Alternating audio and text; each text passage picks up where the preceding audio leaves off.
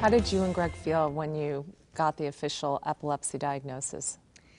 You know, it was a really scary situation because we didn't really know anything about epilepsy, so we had lots of questions. So we began to research and read and get information, and the more information that we got, the more questions we had, not only about the condition and about how epilepsy would affect him and how medications would affect him, but just quality of life questions. You know, how will this affect him? Will he be able to go to a normal school? Will he be able to learn? Will he be able to, you know, play sports, drive a car one day? All of these questions came flooding in, and it's a little bit overwhelming when that realization hits you. So what we decided to do is we decided not to be a victim, and we wanted to become advocates. We wanted to become advocates not only for our child, so we could help him live the best possible life, but advocates for others, because there's so much misinformation about epilepsy out there. And so that was the approach that we took, is to become well informed and help to inform others.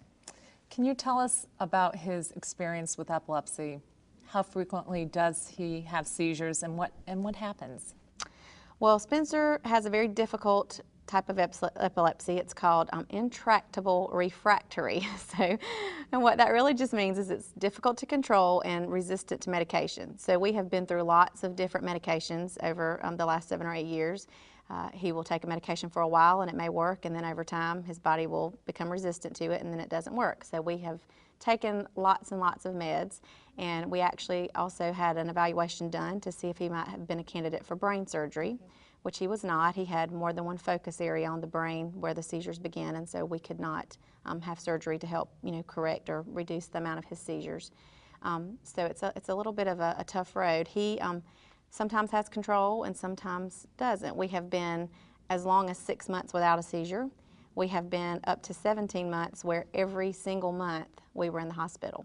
And so we have periods of control and periods where we don't have control.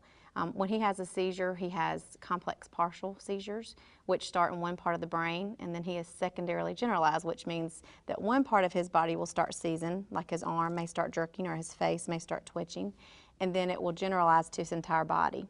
And because he has status epilepticus, as I said, a lot of times his seizures will not stop, and so they will continue, and we have to give him a rescue medication to try to stop the seizure. If the rescue medication doesn't work, then we have to call an ambulance to come and transport to a hospital so that they can start IV medication to be able to control or stop the seizure. So it's quite an experience. So, you know, we have that to deal with. He also seizes a lot at night. A lot of his seizures are during his sleep.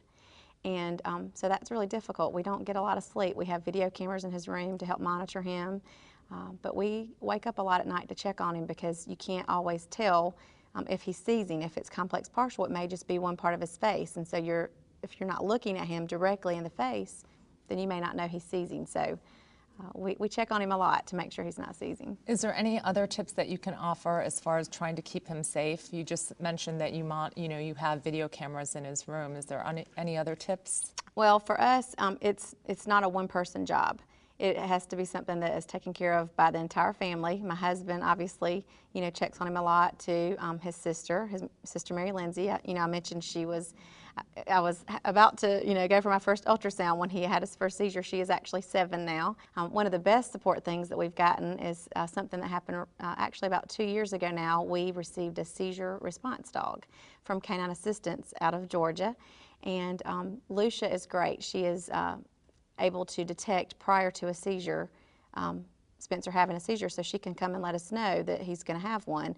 And so it's been great because she stays with him in his room at night, and she will come and actually tap on my arm or pace the floor to let us think that, you know, let us know that something might be about to happen.